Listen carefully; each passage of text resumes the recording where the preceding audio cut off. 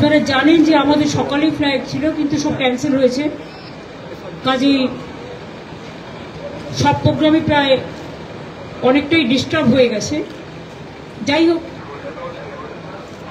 যেহেতু আমাদের অনেকগুলো বিজনেস মিটিং, অক্সফোর্ডের ভাষণ থেকে শুরু করে অনেকগুলো প্রোগ্রাম আছে, ইন্ডিয়ান এম্বাসি, সেই জন্যই আমাদের যেতে হচ্ছে। বাট খুব হেক্টিক হয়ে গেল।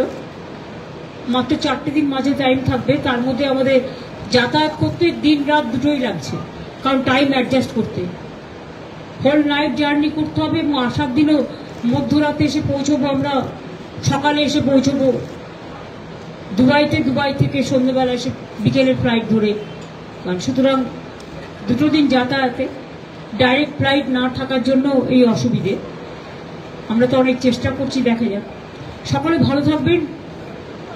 আমি বাংলার মামাটি মানুষ সকলকে বলবো, আপনারা সকলে শান্তিতে ভালো থাকুন।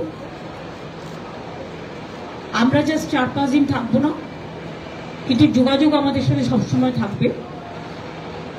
কোনো রকম কোনো অসুবিধা হলে আমরা দেখে নেব। সকলে ভালো থাকুন, সুস্থ থাকুন, সুন্দর থাকুন।